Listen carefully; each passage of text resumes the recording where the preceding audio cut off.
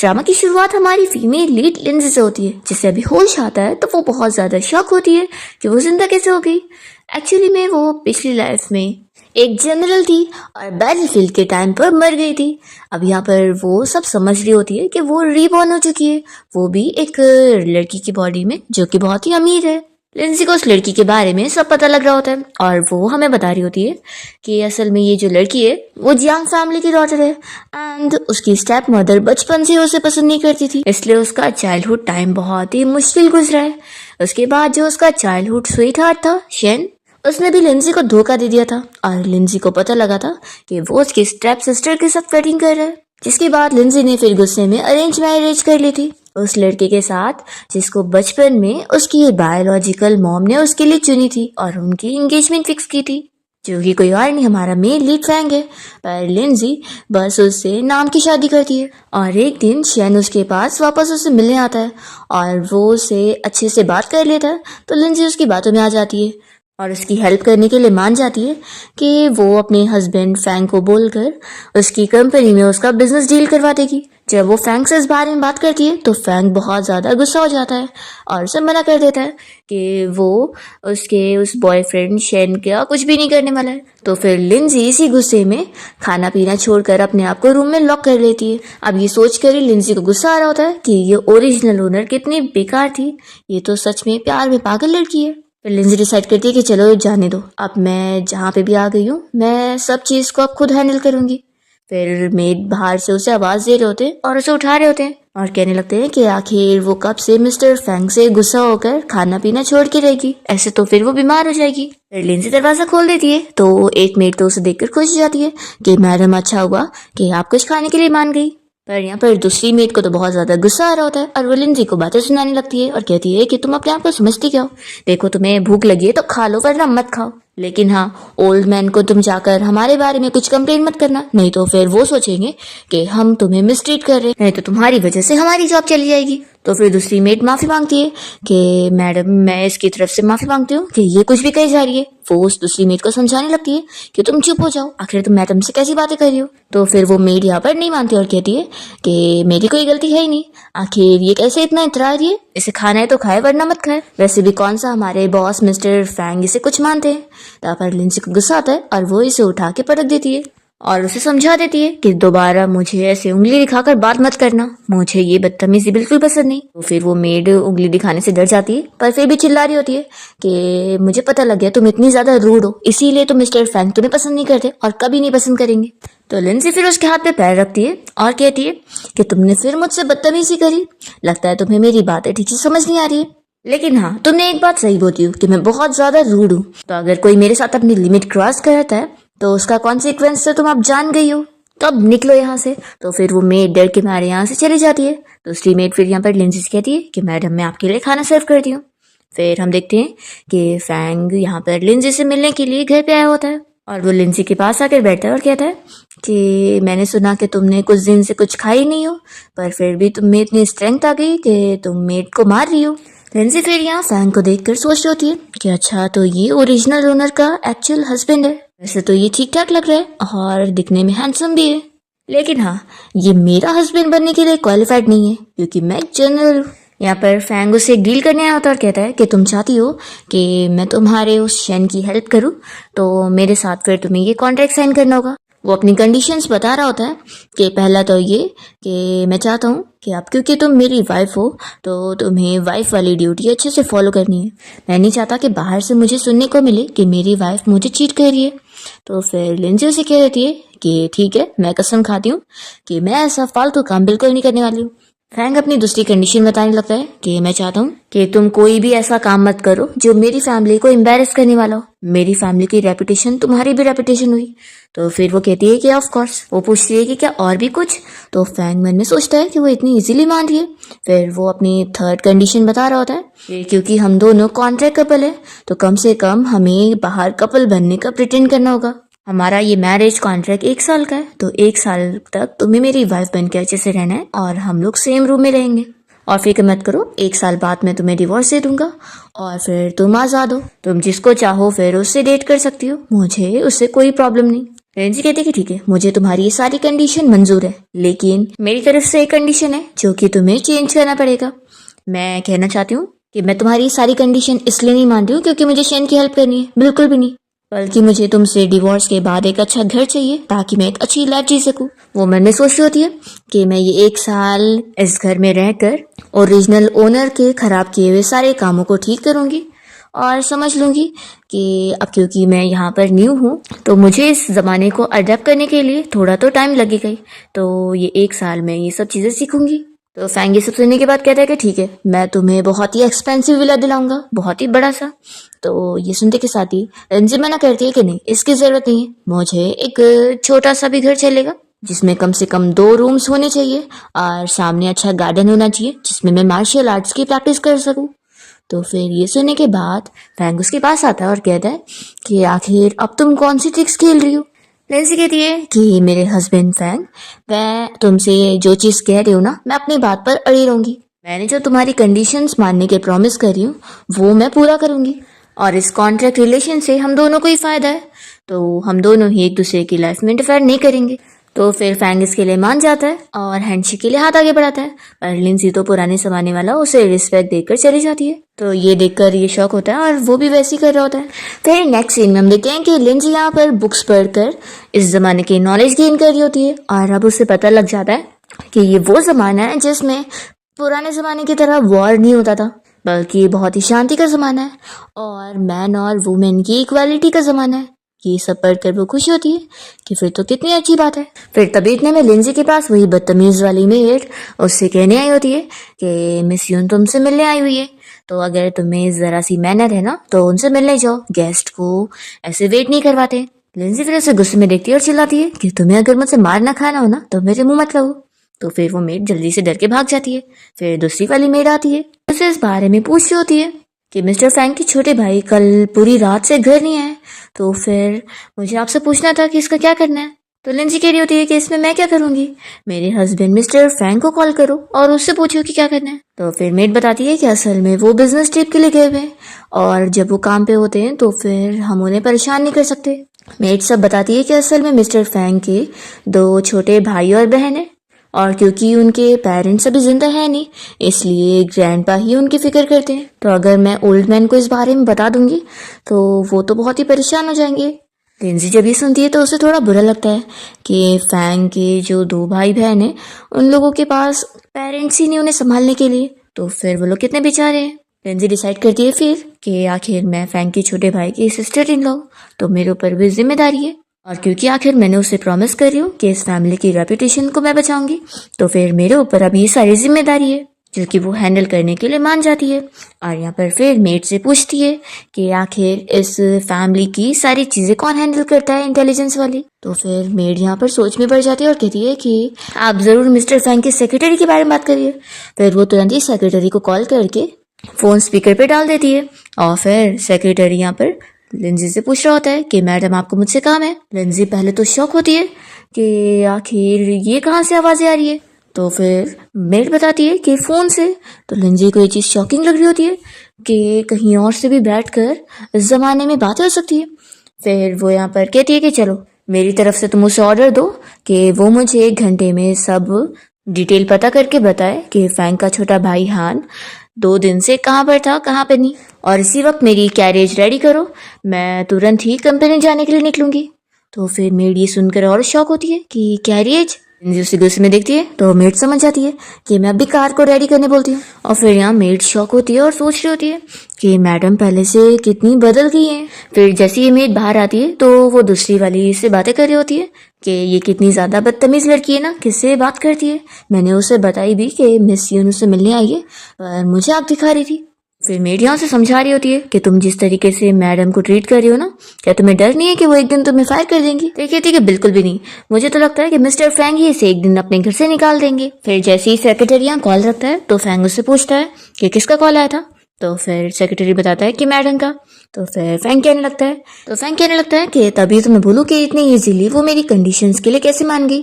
तो पक्का इस बार उसे मेरे पैसों के लिए ब्लैक कार्ड चाहिए होगा या फिर उसे शेन की कोई हेल्प करनी होगी। तो सेक्रेटरी हंस के कहता है कि बॉस दोनों में से कुछ भी नहीं, मैडम ने इस बार मुझे कॉल किया था ये पता लगाने के लिए कि आखिर मिस्टर हान 2 दिनों से कहाँ पर है।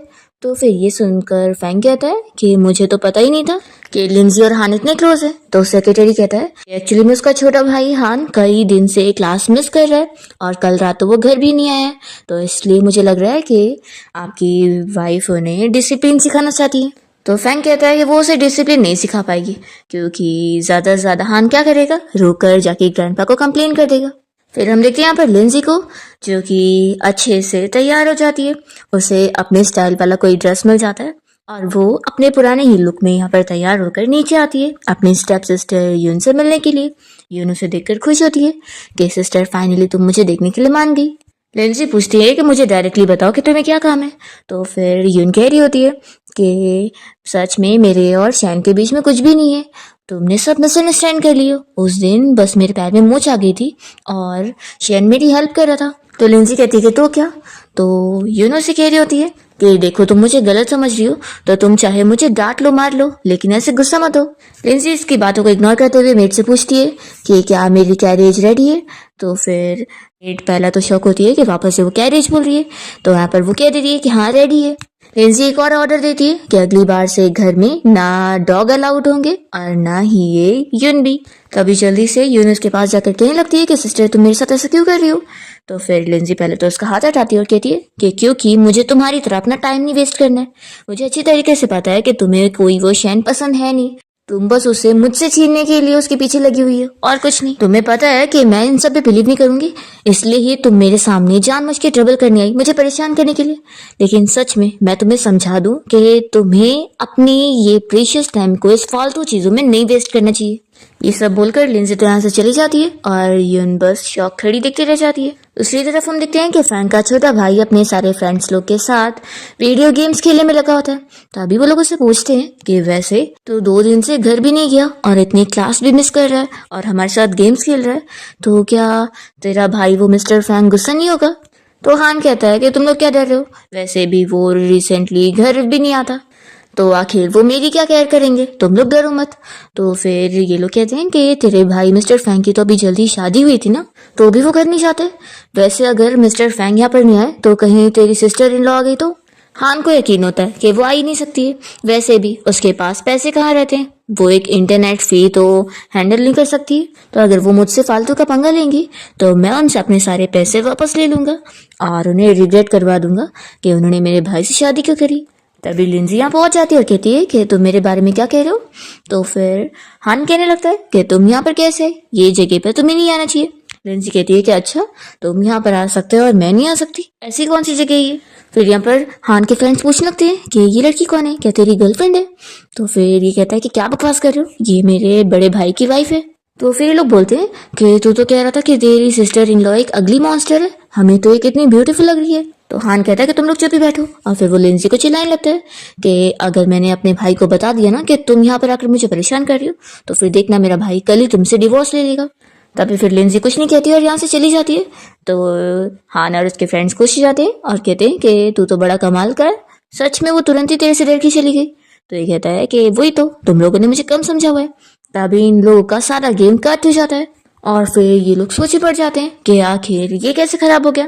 तभी इतने में लिंजी यहाँ पर आती है और दिखाती है कि उसने ये सारा कनेक्शन कट कर दी। वो यहाँ पर हान के मुंह पर ये सारे वायरस को फेंक देती है तो वो गुस्सा होता है और लिंजी के ऊपर हाथ उठाने जाता है तो वो उसका हाथ मोड़कर यहाँ पर उसे सबक सिखाती है। तो ये शौक होता है कि आखिर ये इतनी स्ट्रांग कैसे हो गई। तो यहाँ पर फिर हान अपने फ्रेंड को हेल्प करने के लिए बोलता है कि तुम लोग देख क्या रहे हो। तो यहाँ पर फिर एक फ्रेंड हेल्प करने आता है तो लिंजी उसे भी गिरा देती है और कहती है कि तुम जैसे मामूली लड़के मेरे से फाइट नहीं कर पाओगे। हान को चिल्ला कर कहती है कि तुम और घर से बाहर रहोगे और घर वालों को परेशान करोगे। तब यहाँ पर हान का एक फ्रेंड कीबोर्ड लेकर मारने आ रहा होता है पर लिंजी को देख के वो डर जाता है और तुरंत ही नील डाउन होकर माफी मांगने लगता है और कहता है कि हान तुम्हें घर जाना चाहिए, सिस्टर इन लॉ तुम्हारी कितनी फिक्र कर रही है। हान यहाँ पर लिंजी से कहने लगता है कि तुम्हें क्या लग रहा है कि मैं तुमसे फाइट नहीं कर पाऊंगा, बल्कि मैं एक अच्छा लड़का हूँ इसलिए मैं लड़कियों से फाइट नहीं करता। लिंजी कहती है कि ठीक है फिर मैं तुम्हें लड़की बना देती हूँ, फिर तो तुम मुझसे फाइट कर पाओगे ना। तो फिर हान कहता है कि तुम कैसी हो, क्या एक लड़की होकर तुम्हें बिल्कुल भी शर्म नहीं है, तुम ऐसी बातें करी हो। लिंजी कहती है कि अभी तुमने ये बात निकाली ना तो तुम्हें लगता है लड़की बनना है। देखो मैं क्लास बारी पूछ रही हूँ कि तुम मेरे साथ अभी घर चलोगे या फिर नहीं चलोगे। ऐसा बोलकर वो उसका हाथ खींच रही होती है। तो फिर हान डर के मारे मान जाता है कि ठीक है मैं चल रहा हूँ। लिंजी उसे अपने मुंह से जोर से बोलने बोलती है और यहाँ से फिर लेके जाती है। फिर हम देखते हैं कि मेड यहाँ घर पे परेशान हो रही होती है कि मैडम को यंग मास्टर हान मिले होंगे कि नहीं। अभी इतने में फैंग घर पे आया होता है और वो मेड से पूछता है कि आखिर लिंजी घर पे है कि नहीं। तो फिर मेड बता देती है कि वो अभी तो घर नहीं आई है। तो फैंग सोचता है कि मुझे उससे ज़्यादा एक्सपेक्टेशन रखनी नहीं चाहिए। फिर वो बताता है कि मैं भी खाना नहीं खाऊंगा, मैं जा रहा हूँ कंपनी ओवर टाइम वर्क करने के लिए। ऐसा कहकर वो भी चला जाता है। फिर वो बदतमीज वाली मेड यहाँ पर इसे कहने लगती है कि देखा मैंने बोली थी ना कि मिस्टर फैंग बिल्कुल भी उस पागल लड़की को इम्पोर्टेंस नहीं देते। और देखना मुझे पूरा यकीन है कि मिस्टर हान को भी वो पसंद नहीं है, तो वो तो उसके साथ बिल्कुल नहीं आने वाले। फिर हम देखते हैं कि लिंजी जब यहाँ घर आती है तो मेड उसे देखकर खुश होती है कि उसके साथ हान भी आया हुआ है। तो फिर ये दूसरी वाली मेड सोचती है कि पक्का यंग मास्टर हान तो खुद अपना आए होंगे और कोइंसिडेंटली वो बाहर गेट के बाहर मिल गए होंगे। फिर यहाँ पर हान तो पहले की तरह मेड से कह रहा होता है कि खाना मेरे रूम में ले आना, मैं भी गेम खेलने जा रहा हूँ। फिर यहाँ पर लिंजी उसे गुस्से में आवाज़ देती है। तो फिर वो डर जाता है और कहता है कि मेरे पास बहुत टाइम है, तो पहले मैं डिनर करूंगा और फिर ही अपने रूम में जाऊंगा। और वो मन में सोचता है कि आखिर ये कितनी डरावनी है। फिर हम देखते हैं कि हान और लिंजी दोनों साथ में बैठ के डिनर करते हैं। जिसके बाद फिर लिंजी एक एंटीक को देख रही होती है और उसे हाथ लगाने जा रही होती है। तो यहाँ पर फिर हान आता है और बताता है कि मेरे भाई ने ये बहुत ही महंगे पैसों में खरीदा है और ये उसके लिए कितना प्रीशियस है। लिंजी सोचती है कि ये तो मेरी मामूली सी बॉटल थी और आखिर इसका प्राइस यहाँ पर इतना ज़्यादा है। हान कहता है कि तुमने कभी इतनी प्रीशियस चीज़ देखी नहीं होगी ना, चलो मैं तुम्हें एक और एंटीक दिखाता हूँ। वो उसे एक और दिखा रहा होता है और बता रहा होता है कि पता है ये जेड और ये जो बाउल है, असल में ये पुरानी ज़माने में जनरल जियांग का हुआ करता था, जो कि मेरे भाई ने बहुत ही महंगे पैसे में खरीदा है और उसके लिए ये भी बहुत ही प्रीशियस है। यहाँ पर लिंजी तो सोच रही होती है कि उसकी सारी पुरानी चीज़ों की वैल्यू इतनी बढ़ गई है। फिर ये कहने लगता है कि सच में तुम्हारा सरनेम भी जियांग है और वो जनरल जियांग जो थी उसका भी। तो देखो तुम दोनों ही लेडीज हो, लेकिन तुम दोनों के बीच में कितना डिफरेंस है ना, वो तो कितनी पावरफुल थी। तो लिंजी कहती है कि मुझे अच्छे से बताओ कि क्या डिफरेंस है, मुझ में क्या कमी है। तो फिर ये कहता है कि वो आखिर एक इंडिपेंडेंट वुमेन थी और इतनी अच्छी फाइटर थी, बट तुम तो एक नॉर्मल सी लड़की हो जो कि मैन के ऊपर डिपेंड हो। लिंजी कहती है कि लगता है तुम्हें तो वो जनरल जियांग बहुत ही पसंद है। तो ये कहता है कि ऑफ कोर्स मुझे बहुत ही पसंद है, वो इतनी एक्सीलेंट जो है, और तुम्हें पता है मुझे ही नहीं बल्कि मेरे भाई को तो वो और भी ज़्यादा पसंद है। और वैसे यहाँ पर लिंजी की और भी ज़्यादा तारीफ़ें कर देता है। तो लिंजी फिर पुरानी चीज़ें याद करके इमोशनल हो जाती है और कहती है कि वैसे तुम भी जनरल जियांग की तरह बन सकते हो और अब मैं अपने रूम में जा रही रेस्ट करने के लिए। ऐसा बोलकर वो चली जाती है। तो फिर हान खुश हो जाता है कि यानी मैं भी उस जनरल की तरह बन सकता हूँ, पहली बार मुझे किसी ने इतना अच्छा कॉम्प्लीमेंट दिया। फिर वो अपनी मेट को बुलाता है और कहता है कि मेरे लिए उस मार्शल आर्ट इंस्ट्रक्टर को कांटेक्ट करो और बोलो कि आखिर ऐसे कैसे वो मुझे बेकार सी मार्शल आर्ट सिखा रहा है, उसके पैसे मुझे रिफंड चाहिए। फिर रात में हम देखते हैं कि लिंजी को अपनी पुरानी लाइफ का सपना आ रहा होता है। तो फिर वो उठ जाती है और अपने पुराने एंटीक को देखकर चीज़ें याद कर रही होती है। तभी इतने में फैंग घर पे आया होता है और वो लिंजी को देखकर कहने लगता है कि मुझे पता नहीं था कि तुम्हें स्लीप वॉकिंग की आदत है। तो लिंजी कहने लगती है कि मैंने सुनी थी कि तुम तो आज घर नहीं आने वाले हो। तो फिर वो कहता है कि अगर मैं घर नहीं आता तो मुझे पता कैसे लगता कि मेरा ये बात तुम्हारे लिए इतना इंपॉर्टेंट है। लिंजी कहती है कि बिल्कुल नहीं, तुम ज़्यादा सोच रहे हो। फैंग कहता है कि सॉरी, मुझे ऐसा नहीं बोलना चाहिए था। तो लिंजी कहती है कि मैं भी कोई इतनी बुरी नहीं हूँ जो ऐसे छोटे मैटर को लेकर गुस्सा होंगी। फैंग फिर सोचने पड़ जाता है कि वो कितनी बदल चुकी है। फिर वो मन में सोच रहा होता है कि वैसे मैंने सुना था कि इसने ही आज हान को इंटरनेट कैफे से घर लेकर आई है, इसलिए वो उसकी तारीफ करने लगता है कि मैंने एक्सपेक्ट नहीं किया था कि तुम हान को सच में घर लेकर आ जाओगी। वो ऐसे तो किसी की भी नहीं सुनता है, पर उसने पहली बार किसी की सुना है और वो तुम हो। लिंजी कहती है कि इतनी तारीफ करने की जरूरत नहीं क्योंकि ये मेरी ड्यूटी थी। फैंग कहता है कि क्या मैं तुमसे पूछ सकता हूँ कि जब तुम इस वास को देख रही थी तो तुम्हारे माइंड में क्या चल रहा था। तो लिंजी बताती है कि मैं अपने पेरेंट्स और सिबलिंग्स को याद कर रही थी कि वो कैसे होंगे। तो फिर फैंग कहता है कि अगर तुम अपनी फैमिली को इतना मिस कर रही हो तो तुम उनके घर उनसे मिलने जा सकती हो। वैसे लेकिन मैंने जितना सुना उस हिसाब से तो तुम्हारी फैमिली के साथ जो रिश्ता है वो अच्छा नहीं है ना। लिंजी कहती है कि अब मुझे बहुत नींद आ रही है तो मैं अपने रूम में सोने जा रही हूँ।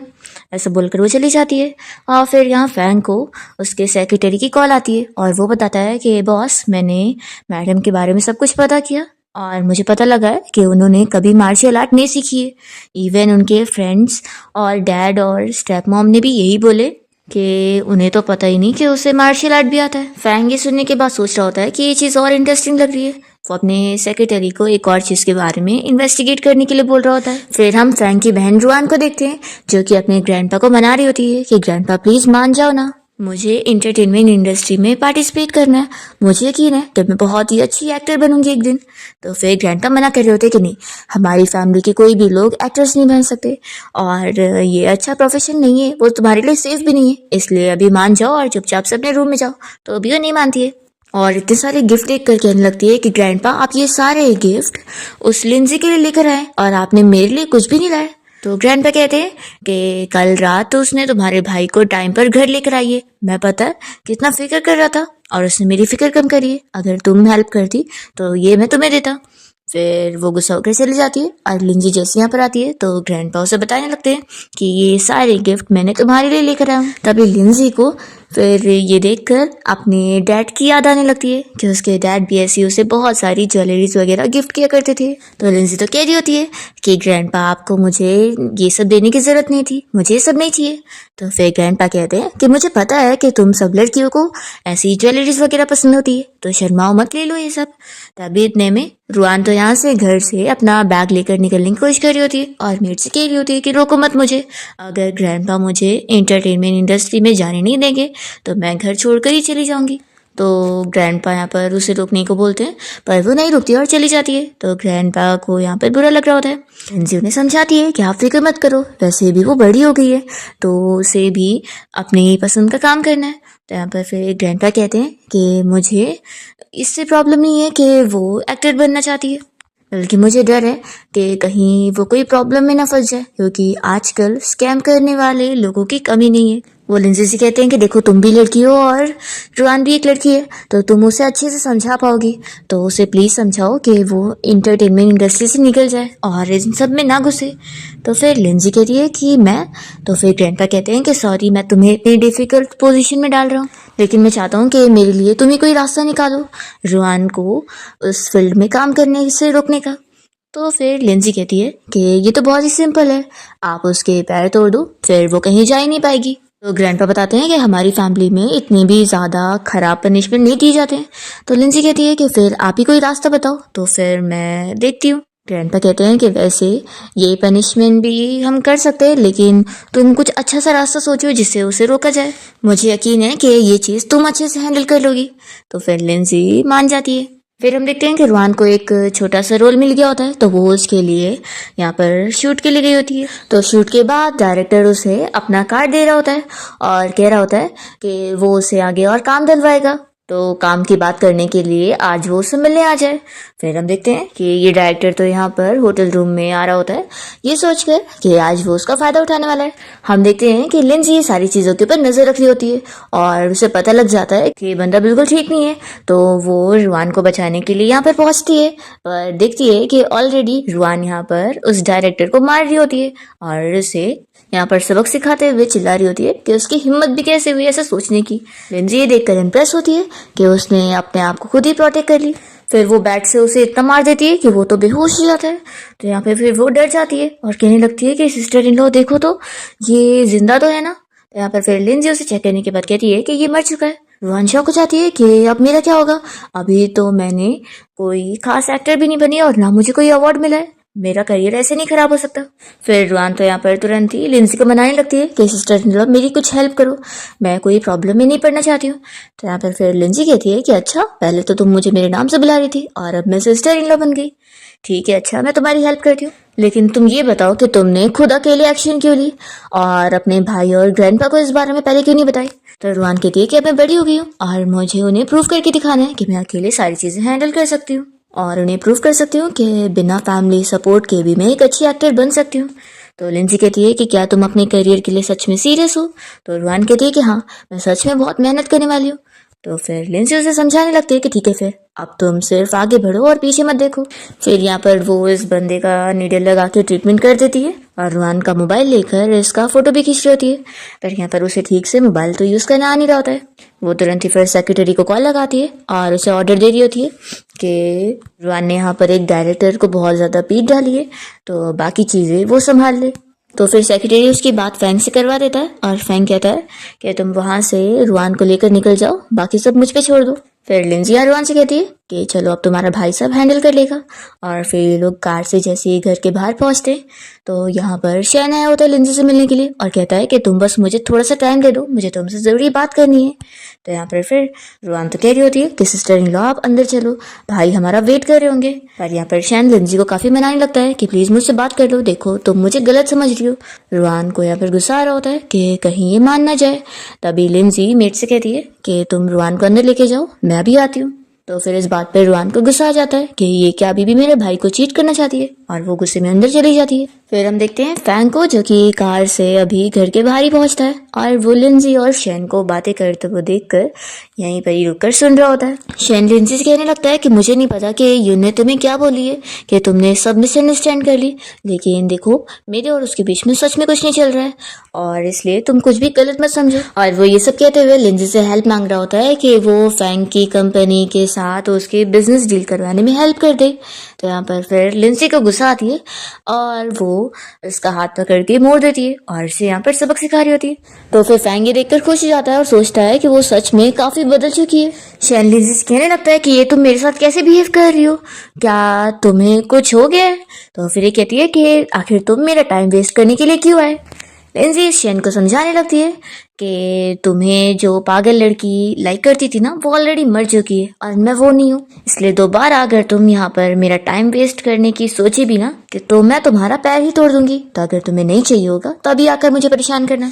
और फिर इसे छोड़कर लिंजी जैसी अंदर जाने लगती है तो यहाँ पर फैंग तेजी में कार चलाकर शैन को डराता है और फिर वो लिंजी के पास आता है और उसे कोट से कवर करता है। लिंजी कहती है कि अच्छा तो तुम यहीं पर खड़े होकर सब देख रहे थे? तो वो कहता है कि हाँ, मैं देख रहा था कि मेरी वाइफ फाइटिंग करते वक्त कितनी ब्यूटीफुल लगती है। तभी यहाँ पर शैन फैंग को बातें सुना रहा होता है कि लिंजी तुम्हें कभी लाइक नहीं करने वाली है, सोचना भी मत कि तुम उसके लायक क्यों, बिल्कुल नहीं। तो फिर फैंग को गुस्सा आती है और वो अपने सेक्रेटरी को ऑर्डर देता है कि इसे पकड़ के यहाँ से बाहर निकालो, इसका ऐसे मुंह नहीं चलना चाहिए। फिर हम देखते हैं कि यहाँ रुआन जैसी घर पे आई होती है तो वो अपने भाई हान से कहने लगती है कि देखो मैं कितनी ज्यादा ब्यूटीफुल लग रही हूँ। तो फिर वो कहता है कि तुम्हारे पैर ठीक कैसे? मैंने सुना था ग्रैंडपा से कि लिंजी तुम्हारे पैर तोड़ने गई है तुम्हें घर लाने के लिए, ताकि तुम वापस से एंटरटेनमेंट इंडस्ट्री में ना जाओ। तो रुआन कहती है कि सिस्टर इन लॉ मेरे साथ ऐसा बिल्कुल भी नहीं करेंगी और उन्होंने तो कहा है कि वो तो उल्टा मेरी हेल्प करने वाली है।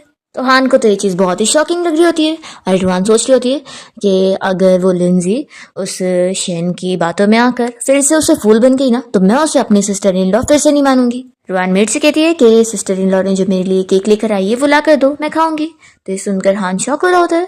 तो ये बताती है कि हाँ, सिस्टर इन लॉ ने मुझे बोला है कि मैं डाइटिंग करने के चक्कर में इतना जो केक को छोड़ रही हूँ वैसा ना करूँ, आज थोड़ा सा खा लूँ, तो इसलिए मैं थोड़ा सा खाने वाली हूँ। तो यहाँ पर फिर हान गुस्सा आने लग जाता है और लिंजी कहने लगता है कि सिस्टर इन लॉ आपने सिर्फ इसके लिए केक लेकर आई हो, मेरे लिए नहीं, आप मेरे लिए भी कुछ खाने को ले आती।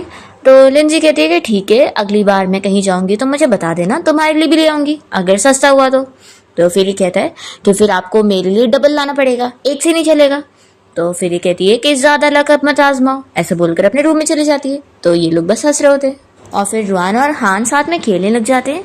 तो ये देखकर फैंग बहुत ही खुश होता है कि अब लिंजी की वजह से उसके घर में कितनी हैप्पीनेस आ गई है और सब कितने खुश हैं। फिर नेक्स्ट सीन में हम देखते हैं कि फैंग जब रात में अपना शावर ले रहा होता है तो लिंजी यहाँ पर उससे बात करने आती है और कहती है कि मुझे तुमसे ना एक हेल्प चाहिए। फैंग कहता है कि क्या? तो लिंजी कहती है कि ये तुम अच्छे से जानते हो। तो वो कहता है कि तुम चाहती हो कि मैं ग्रैंडपा को मनाऊं कि वो रुआन को एंटरटेनमेंट इंडस्ट्री में जाने दे। देखो ग्रैंडपा नहीं मानने वाले और मैं भी नहीं मानूंगा। तो फिर यहाँ पर लिंजी से समझा रही होती है कि ठीक है तुम्हारी मर्जी है, लेकिन मैं बता दूं कि इसमें लॉस मेरा नहीं है बल्कि तुम्हारा ही है। वो उसे समझाती है कि अगर वो अपने ब्रदर और सिस्टर को उनकी मर्जी की चीजें नहीं करने देगा तो फिर वो लोग भी खुश नहीं रहेंगे और फिर वो लोग उसके अगेंस्ट भी जा सकते हैं।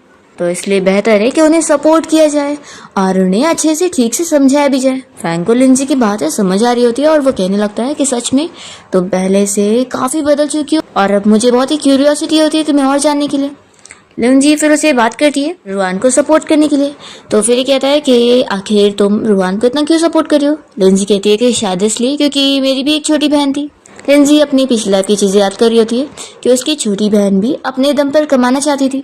लिंजी उसे कहती भी है कि मॉम डैड और वो दोनों तो कमा रहे हैं और उनके पास इतना पैसा भी है, तो भी उसकी छोटी बहन कहती है कि मैं भी कुछ अपने पैसे से खरीद कर आप लोग को गिफ्ट देना चाहती हूँ और अपने आप को प्रूव करना चाहती हूँ कि मैं भी आप लोग के लिए कमा सकती हूँ और कुछ भी कर सकती हूँ। तो फिर लिंजी ने तभी भी अपनी सिस्टर को सपोर्ट करी थी और इस वजह से वो यहाँ पर रुआन को अपनी छोटी बहन समझ रही होती है। फैंग इसके लिए मान जाता है और फिर नेक्स्ट डे वो जैसे ही ऑफिस जाने के लिए तैयार होता है तो रुआन उससे पूछी होती है कि भाई क्या आप भी केक खाओगे। तो वो कहता है कि नहीं तुम ही खाओ और फिर वो उसे परमिशन दे देता है कि वो एंटरटेनमेंट इंडस्ट्री में काम करने जा सकती है, अब वो उसे नहीं रोकेगा। तो ये सुनकर रुआन बहुत ज़्यादा खुश होती है और जल्दी से भाग कर जाकर उसे हक कर लेती है और कहती है कि भाई थैंक यू, आप मान गए, इससे ज़्यादा मुझे और कोई खुशी नहीं मिल रही है। सिस्टर इन लॉ ने बोली थी कि वो आपको मना लेंगी। रुआन कहती है कि भाई सॉरी, लास्ट टाइम मेरी वजह से आप लोग को वो प्रॉब्लम क्रिएट करना पड़ा होगा, उसके लिए कितना पैसा गया आपका, लेकिन मैं प्रॉमिस करती हूँ कि अगली बार ऐसा मैं आपका कोई भी नुकसान नहीं करवाऊंगी। तो फिर फैंग कहता है कि ये कुछ भी नहीं था, बस मैं चाहता हूँ कि अगली बार तुम अपना और भी अच्छे से ख्याल रखना। तो रुआन इसके लिए प्रॉमिस कर लेती है। रुआन पूछती है कि वैसे भाई क्या आपने सिस्टर इन लॉ को बिल्कुल भी पैसे नहीं दिए? कल मैंने सुनी थी कि उन्होंने कहा था कि उनके पास बिल्कुल भी पैसे नहीं है। तो फिर ये कहता है कि फिक्र मत करो, मैं तुम्हारी सिस्टर इन लॉ को अच्छे खासे पैसे ट्रांसफ़र करवा दूंगा। और वो तो उसके सारी चीज़ों के बारे में सोच कर ही इम्प्रेस हो रहा होता है कि वो कितनी अच्छी फाइटर भी है। फिर रुआन यहाँ पर फैंग को हार्ट दिखाने लगती है और कहती है कि भाई आप जल्दी से काम करके आओ और सेफली जाना। तो फिर वो ये देखकर खुश होता है। फिर रुआन लिंजी को बताने लगती है कि सिस्टर इन लॉ भाई ने मुझे एंटरटेनमेंट इंडस्ट्री में काम करने के लिए देने के लिए मान गए, तो फिर अब मैं जा रही हूँ अपना नया रोल ढूंढने के लिए और शूटिंग के लिए। तो फिर लिंजी कहती है कि पहले तो अभी तुम्हें अपनी एक्टिंग क्लास के लिए जाना होगा और साथ ही मार्शल आर्ट भी सीखना होगा, क्योंकि ये तुम्हारे लिए अभी ज़्यादा ज़रूरी है और मैंने तुम्हारे भाई से इस बारे में बात भी कर ली हूँ। देखो तुम्हें खुश होना चाहिए कि इस ज़माने में लड़कियों को पूरा फ्रीडम है कि वो सीख सकती है हर चीज़, तो इसलिए इस बात का पूरा यूज़ करो। तो फिर रुआन उसे कहती है कि ठीक है सिस्टर इन लॉ, और फिर रुआन लिंजी को अपने साथ क्लास के लिए लेकर जाती है। फिर हम देखते हैं कि हान तो अपसेट हो जाता है कि सिस्टर इन लॉ तो बार बार बस रुआन के साथ ही घूमती रहती है, आखिर मुझे कौन मार्शल आर्ट सिखाएगा। फिर हम देखते हैं कि लिंजी जब कार से वापस आ रही होती है तो वो बस इस वर्ल्ड को देखकर बहुत ही खुश हो रही होती है कि ज़माना कितना चेंज हो गया। तभी इतने में उसे फिर घर से कॉल आती है कि घर पे फैंग के अंकल आंटी आए हुए और पूरी साथ में फैमिली भी, वो लोग उसका इंतज़ार कर रहे हैं। फिर यहाँ पर हम देखते हैं कि ये पूरी फैमिली लिंजी के बारे में बात कर रहे होते हैं और मेडी ने लिंजी के बारे में सब बताते हुए बुराइयां कर रही होती है कि वो कितनी ख़राब है, बहुत ही रूड भी, और मुझे हमेशा तंग करती रहती है और मिस्टर फ्रैंक को भी वो ठीक से ट्रीट नहीं करती है और लास्ट टाइम उन्होंने यंग मास्टर हान को भी मारी थी। तो ये सुनकर अंकल को गुस्सा आ रहा होता है। तभी फिर फ्रैंक की कजिन कहने लगती है कि डैड आपको नहीं पता है कि वो एक छोटी फैमिली से आई हुई है, तो आखिर उसे आता क्या होगा, उसकी फैमिली भी उसे पसंद नहीं करती। तो फिर अंकल कहने लगता है कि मैं मानता हूँ कि ग्रैंडपा की वजह से ही फ्रैंक को उस लिंजी से शादी करनी पड़ेगी, लेकिन आखिर वो लड़की कितनी बदतमीज है, तो एल्डर होने के नाते मेरे ऊपर रिस्पॉन्सिबिलिटी है कि मुझे उसे डिसिप्लिन सिखाना चाहिए। फिर लिंजी जब यहाँ घर पहुँचती है तो वो मेड से पूछने लगती है कि हान कहाँ पर है। तो फिर मेड बताती है कि यंग मास्टर हान सुबह सुबह ही अपनी क्लास के लिए चले गए। लिंजी कहती है कि ठीक है, फिर मैं भी अपने रूम में जा रही हूँ बुक रीड करने के लिए, थोड़ी देर में मेरे लिए स्नैक लेकर आना। ऐसा बोलकर वो जा ही रही होती है। तभी यहाँ पर फ्रैंक के अंकल उसे आवाज़ देते हैं। तो फिर वो रुकती है और यहाँ पर पूछती है कि क्या मुझे बुलाया जा रहा है।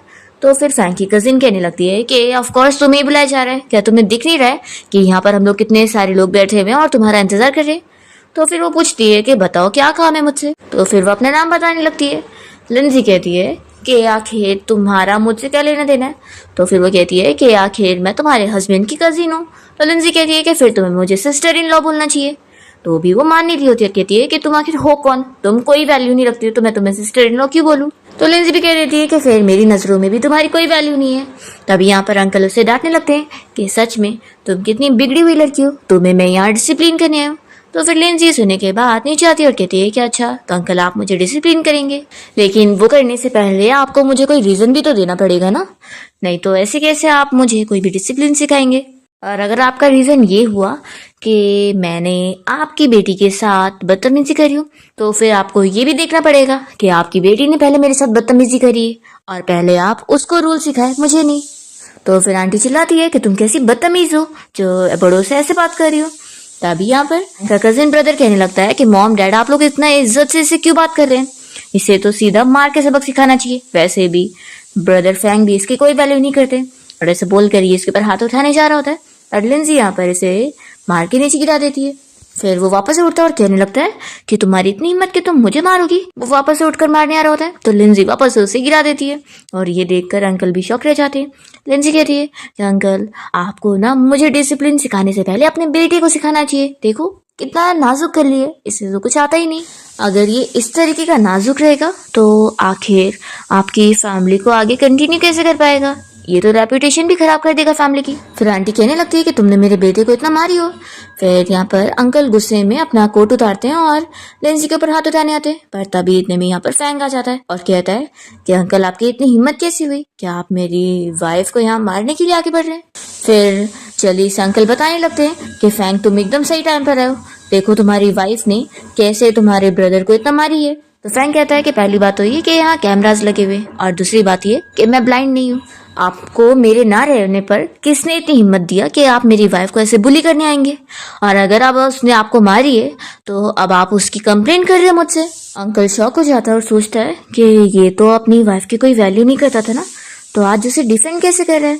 फिर अंकल तुरंत ही कहने लगता है कि सॉरी मिसअंडरस्टैंडिंग हो गई है। फैंग यहाँ पर ऑर्डर दे देता है कि इस लड़के ने मेरी वाइफ को मारने की कोशिश की, अब मैं इसे अपनी कंपनी में बिल्कुल भी काम नहीं करने देने वाला हूँ। तो फिर उसके अंकल कहते हैं कि तुम ये क्या बात कर रहे हो, फिर तुम्हारे इस कजिन ब्रदर के फ्यूचर का क्या होगा। फैंग कहता है कि इसने मेरी वाइफ को बुली किया है, ये मेरा भाई बनने लायक है ही नहीं। और फिर फैंग यहाँ से अपने अंकल और सभी लोगों को जाने के लिए बोल देता है। तो उसके अंकल कहते हैं कि तुम इस लड़की के लिए हमारी बेइज्जती करोगे। तो वो कहता है कि अंकल मैंने तो अच्छे से बोला था, लेकिन लगता है आपको अपनी इज्जत की कोई पड़ी ही नहीं है। तो फिर ये अंकल और उसकी पूरी फैमिली यहाँ से तुरंत ही चले जाते हैं और फिर यहाँ पर लिंजी उसी बदतमीज वाली मेट को बुलाती है और कहती है कि तुम अपनी इस मंथ की सैलरी लो और जाओ यहाँ से। तो फिर मेड यहाँ पर खूब ड्रामे करने लगती है और कहती है कि आखिर आप कैसी बातें कर रही हैं, मैं इतने सालों से इस फैमिली के लिए काम कर रही हूँ और आखिर आप मुझे ऐसे ट्रीट नहीं कर सकती हैं।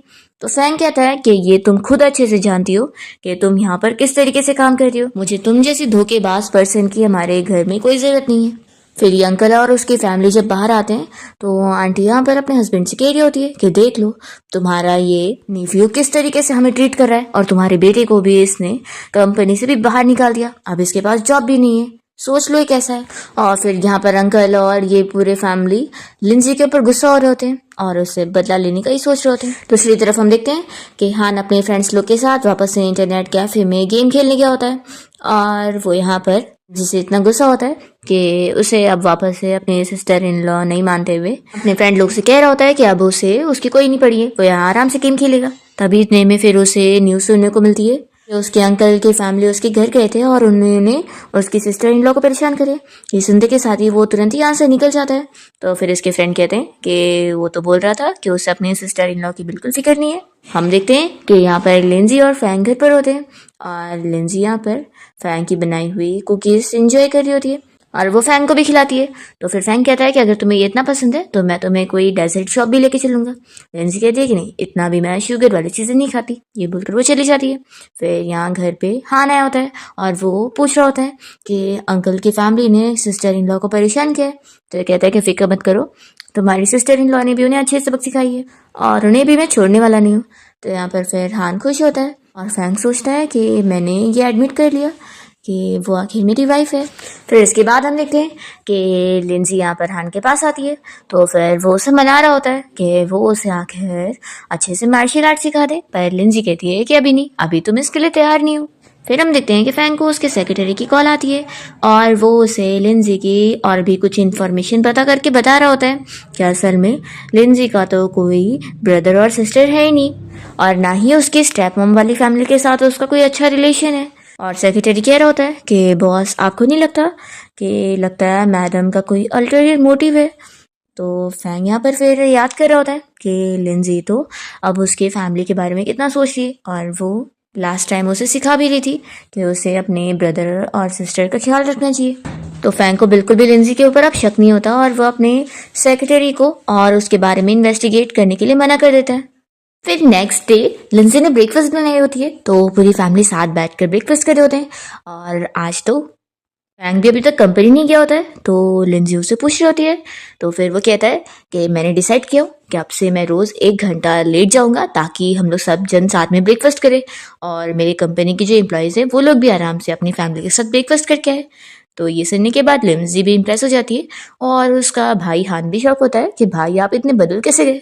फिर ये लोग यहाँ पर लिंजी की तारीफ करते हैं कि उसने इतना अच्छा खाना बनाना कैसे सीखी। तो फिर वो बताती है कि अपनी मॉम से। फैंग भी लिंजी का खाना खाकर बहुत ही खुश हो रहा होता है और फिर वो कहता है कि चलो अब मैं कंपनी चलता हूँ और हाँ आज जो छुट्टी लेकर घर आ रहा है। तो ये सुनने के बाद ये लोग यहाँ पर शॉक हो रहे होते हैं और फिर तभी इतने में जो यहाँ पर पहुंच भी जाता है जो कि इन लोगों का स्टेप ब्रदर है। वो सभी को बारी बारी हेलो बोलता है और लिंजी को भी सिस्टर इन लॉ बोलकर हेलो कह रहा होता है। जो शॉक होता है कि तुम लोग पहली बार साथ में बैठ के ब्रेकफास्ट कर रहे हो। तो फिर रुआन और हान दोनों बताते हैं कि असल में हमारी सिस्टर इन लॉ ने इतना अच्छा ब्रेकफास्ट बनाई है तो हम कैसे नहीं खाएंगे। फिर फैंग तो यहाँ से अपना कंपनी चला जाता है और हान तो लिंजी के पीछे लगा होता है कि अब आपको मुझे मार्शल आर्ट वगैरह सिखाने होगा, फिर मैं आर्मी के लिए जाऊंगा।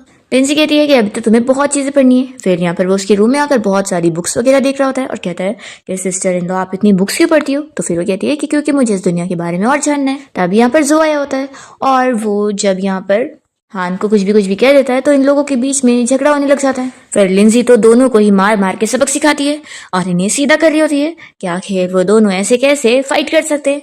तभी जब ग्रैंडपा जब घर आते और लिंजी को ऐसे उन लोगों को डिसिप्लिन सिखाते हुए दिखते तो वो काफी इंप्रेस होते हैं कि मेरी ग्रैंड डॉटर इन लॉ तो कितनी समझदार है, उसे सब कुछ हैंडल करना आता है और उसने फैमिली को कितना अच्छा कर दिया। और फिर ग्रैंडपा यहाँ पर लिंजी की तारीफें करते हुए मेड से कहते हैं कि ठीक है अब मैं चलता हूँ, मुझे अपनी ग्रैंड डॉटर इन लॉ पर यकीन है कि वो अब सब कुछ अच्छे से संभाल लेगी। फिर वो चले जाते हैं और यहाँ पर हम देखते हैं कि रुआन अभी घर पे आई होती है और वो बताती है कि सिस्टर इन लॉ मेरी क्लास खत्म हो गई लेकिन अभी मैं काफी थकी हुई हूँ तो मैं रूम में जा रही रेस्ट करने। तो यहाँ पर फिर लिंजी कहती है कि ठीक है तुम जाओ अच्छे से रेस्ट करो।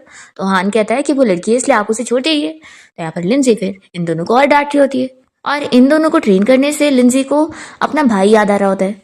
फिर लिंजी अपने स्टडी रूम में आने के बाद फैंग को कॉल लगाती है और उससे कह रही होती है कि मुझे तुमसे एक हेल्प चाहिए थी। एक्चुअली ना मुझे एक साइकोलॉजिस्ट का नंबर चाहिए। वो उसे बताती है कि उसका भाई जो कि बाहर से आया हुआ है उसने उसे अच्छे से ऑब्जर्व कर चुकी है और उसे लग रहा है कि वो कोई स्ट्रेस में और या तो फिर कोई मेंटल प्रॉब्लम से जूझ रहा है, इसलिए वो उसे ठीक करना चाहती है। तो साइकोलॉजिस्ट से उसे कुछ क्वेश्चन पूछने ताकि वो उसे अच्छे से ठीक कर सके। वो एग्जाम्पल के तौर पे उसे बताने लगती है कि मेरा भी एक भाई था जो कि ऐसे ही मेंटली प्रॉब्लम से जूझ रहा था, इसलिए मुझे इस बारे में पता है।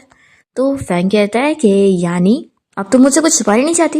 लिंजी कहती है कि मुझे ये अच्छे से पता है कि तुम ये जानते हो कि मैं वो पुरानी वाली लिंजी नहीं हूँ, तुमने मुझे इन्वेस्टिगेट जो करवाए हो। फैंग शॉक होता है और पूछता है कि वैसे तुम्हें इस बारे में कब पता चला। लिंजी कहती है कि तुमने मेरे बारे में पता करने के लिए जो गार्ड्स को मेरे पीछे लगा के रखा था आखिर वो इतना मुझसे क्लोज घूम रहे थे, तो ऐसे कैसे मैं पता नहीं लगा पाऊंगी। फैंग पूछता है कि मुझे तुम्हारे बारे में और कितने सरप्राइजेस जानने को मिलेंगे। तो लिंजी कहती है कि मुझे तो लगता है कि तुम्हें सरप्राइजेस नहीं बल्कि शॉक मिलेगा। तो फैंग कहता है कि अच्छा फिर तो मैं किसी बात से डरता नहीं हूँ, मैं तुम्हें और जानना चाहता हूँ। लिंजी उससे पूछने लगती है कि इतना टाइम हो गया और तुम अभी भी कंपनी में हो। तो फिर वो बताता है कि मैं ओवर टाइम वर्क कर रहा हूँ, बोलो तुम क्या करना चाहोगी। तो लिंजी कहती है कि मैं बस ये कहना चाहूंगी और ओवर टाइम वर्क करते रहो। ऐसा बोलकर फिर वो कॉल कट कर देती है। फैंग का सेक्रेटरी उससे इस बारे में पूछता है कि बॉस जब आपने मैडम को इस बारे में बताया कि आप ओवर टाइम वर्क कर रहे हैं तो उन्होंने क्या बोली। तो फिर ये बताता है कि उसने बोली कि मैं और ओवर टाइम वर्क करती रहूँ। तो सेक्रेटरी कहता है कि सच में मैडम कितनी ज़्यादा फनी है। फिर यहाँ पर फैंग के पास एक लड़की आई होती है जो कि अब उसकी असिस्टेंट है। यहाँ पर वो उसके क्लोज जाना चाह रही होती है तो सेक्रेटरी उसे समझा देता है कि वो यहाँ पर न्यू है इसलिए ऐसी हरकतें ना करे, बॉस को बिल्कुल पसंद नहीं है और वो उसे यहाँ से भेज देती है। फैंग समझा देता है कि ऐसी लड़कियों उसको मुझसे हमेशा दूरी रखना। दूसरी ओर हम जोक को देखते हैं जो कि लिंजी के ऊपर नजर रख रहा होता है और वो सोच रहा होता है कि ये बार बार अलग अलग मैन से मिलती है, कहीं इसका किसी और के साथ अफेयर तो नहीं चल रहा है और ये मेरे भाई को चीट कर रही होगी।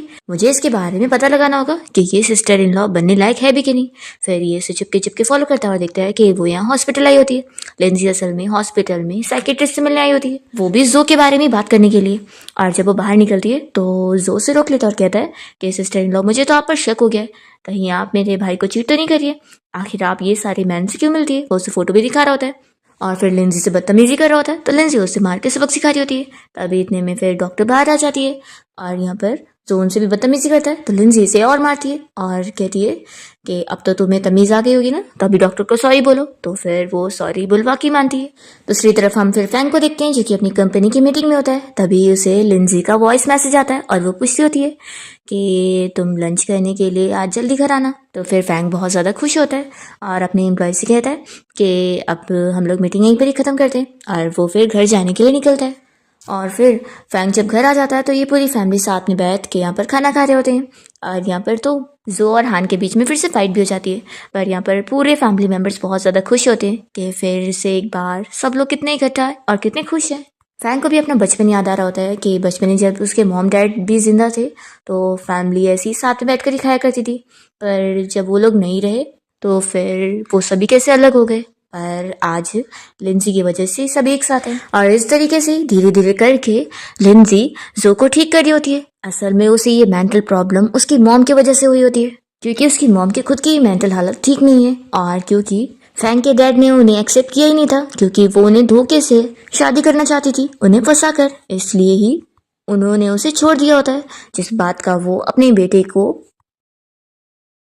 टॉर्चर करके अपना फ्रस्ट्रेशन निकाल रही होती है। और इस वजह से यहाँ पर जो की मेंटल हालत ठीक नहीं होती है, पर लिंजी ने अब उससे काफ़ी बेटर कर चुकी होती है। हम देखते हैं कि ये सभी लिंजी के साथ घूमने के बाद घर आए होते हैं और तभी फैंग भी टाइम पर घर आ जाता है। वो सभी से कहता है कि तुम लोग अंदर जाओ, मुझे तुम्हारी सिस्टर इन लॉ से बात करनी है। यहाँ पर फैंग फाइनली लिंजी से अपनी फीलिंग्स कन्फेस करता है कि वो उसे बहुत लाइक करने लग गया है एंड वो चाह रहा होता है कि इस 1 साल की कॉन्ट्रैक्ट रिलेशन के बाद भी वो लोग हमेशा साथ रहे। लिंजी कहती है कि मैं शायद तुम्हें एक चांस दे सकती हूँ। वो भी बहुत ज़्यादा खुश होती है और सोच रही होती है कि वो ओरिजिनल ओनर की तरह इसे ठुकराना नहीं चाहती है, क्योंकि आफ्टर ऑल ये इतना अच्छा है। इसलिए वो सोच रही होती है कि वो उसे एक चांस देगी ताकि वो प्रूव कर सके कि वो उसके लायक का है कि नहीं। फिर हम देखते हैं कि लिंजी जो के साथ उसकी मॉम से मिलने जाती है। यहाँ पर उन लोगों का बहुत ही आर्ग्यूमेंट हो जाता है। असल में जो की मॉम को इस फैमिली में अपनी भी जगह बनानी होती है, लेकिन लिंजी उन्हें समझा देती है कि वो जिस तरीके की है ना, तो वो लोग कभी उन्हें एक्सेप्ट नहीं कर सकते। और वो सब बताती है कि अगर आप उस लायक की होती तो ग्रैंडपा आपको भी कुछ देते, लेकिन आपको कुछ नहीं दिया, बल्कि मुझे 10% शेयर दिए। जो की मॉम को बातें सुनाकर लिंजी यहाँ से चली जाती है, तो उसकी मॉम फिर इतनी गुस्सा होती है कि जो को बहुत मारती है। और यहाँ टाइम पे पुलिस आकर इन्हें अरेस्ट करके लेके जाती है।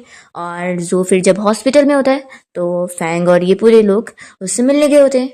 अब जाकर पहले से जो की हालत मेंटली ठीक हो चुकी होती है और अब डिसाइड हो चुका होता है कि हान अपना आर्मी में जाना चाहता है और जो अभी बिजनेस की स्टडी करने जाएगा। और जब उसकी स्टडी कंप्लीट होगी तो फैंग उसे अपनी कंपनी का सीईओ बनाने वाला है। और साथ ही रुआन तो अपना एक्ट्रेस बनने चाहती है, तो इसलिए फिर ये तीनों ही घर से निकल जाते हैं अपने अपने करियर की शुरुआत करने के लिए। फिर लिंजी और फैंग तो उन लोगों को गुड बाय करने के बाद थोड़ा सा अपसेट होते हैं और फिर ये लोग अपना साथ में रहने लग जाते हैं। फैंग ने डिसाइड किया होता है कि वो लिंजी को अपनी कंपनी की मैनेजर की पोजीशन देगा, ताकि वो लिंजी को ऐसे अपने क्लोज भी रख सके और वो कुछ सीख भी सके। लिंजी तो काफ़ी शौक होती है कि तुम मुझे इतनी बड़ी पोजीशन दे रहे हो, क्या मैं संभाल पाऊंगी? तो फिर वो कहता है कि ऑफ कोर्स, तुम बहुत ज़्यादा इंटेलिजेंट हो। और फिर वो ये भी मान लेता है कि हाँ, मैं मानता हूँ कि मेरा एक अल्टीरियर मोटिव भी है, मैं चाहता हूँ कि तुम मेरे क्लोज ही रहो ताकि तुम फिर मुझे और जानो, और क्या पता तुम्हें मैं बहुत ही अच्छा लगूँ और तुम मेरे साथ अपना ये रिश्ता कंटिन्यू रखो और मुझे छोड़ कर ना जाओ। तो फिर लिंजी इसके लिए मान जाती है कि ठीक है, मुझे तुम्हारा प्रपोजल मंजूर है। फिर इसके बाद फैंग अपना बिजनेस ट्रिप पर चला जाता है और वो अब से 1 महीने बाद आता है और देखता है कि लिंजी यहाँ कितने अच्छे से उसकी कंपनी हैंडल कर रही होती है। सारे एम्प्लॉयज भी उसकी सारी बातें सुन रहे होते हैं। फैंग लिंजी से कहता है कि चलो अब घर चलते हैं। तो लिंजी कहती है कि थोड़ा मैं ओवर टाइम वर्क कर लूँ फिर। तो फैंग यहाँ उसके साथ ही कंपनी में बैठा होता है और लिंजी को काम करता हुआ देखकर वो सो जाता है। फिर जैसे ही लिंजी का काम खत्म होता है तो वो फैंग के पास आकर उसे कोट से कवर करती है। तो फैंग जाग जाता है और कहता है कि क्या बहुत टाइम हो गया? लिंजी कहती है कि हाँ, मेरा काम अभी खत्म हुआ। फैंग कहता है कि चलो अब चलते हैं और वो लिंजी को कोट पहनाता है और फिर लिंजी उसे का हाथ पकड़ के अपने साथ लेकर जाती है। जब ये लोग कार में बैठकर जाने वाले होते हैं तभी यहाँ पर वही लड़की आई होती है जो कि फैंग की असिस्टेंट थी। असल में ये लड़की उसके फ्रेंड की बेटी होती है और यहाँ पर लिंजी को बातें सुना रही होती है कि तुमसे ज़्यादा मैं डिजर्व करती हूँ फैंग की वाइफ बनना। तो यहाँ पर फैंग उसे कितनी बार समझाता है कि तुम्हें आखिर समझ नहीं आता कि मैं तुम्हें बिल्कुल लाइक नहीं करता, मेरे पास वाइफ भी है। और फिर यहाँ पर लिंजी भी उसे समझा देती है कि तुम्हें मेरे हस्बैंड से दूर रहना चाहिए क्योंकि इसे तुम्हें कोई इंटरेस्ट नहीं है। और फिर दोनों अपना कार बैठ कर चले जाते हैं। फिर जब दोनों घर आते हैं तो साथ थोड़ा अच्छा टाइम स्पेंड करते हैं। यहाँ पर लिंजी फैंग के साथ उसे निशाना लगाना सिखा रही होती है, जैसा कि वो पुराने टाइम में किया करती थी।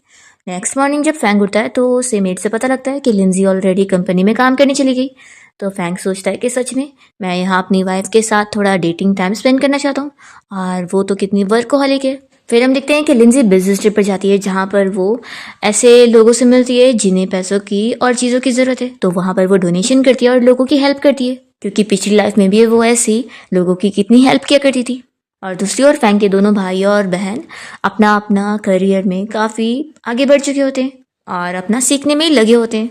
और फिर छुट्टी पर सभी घर आए होते हैं, और क्योंकि आज फैंग का बर्थडे होता है तो ये सभी बाहर डिनर करने के लिए गए होते हैं। लिंजी तभी यहाँ पर फैंग को एक जेट गिफ्ट करती है, जो कि फैंग देखते ही पहचान जाता है।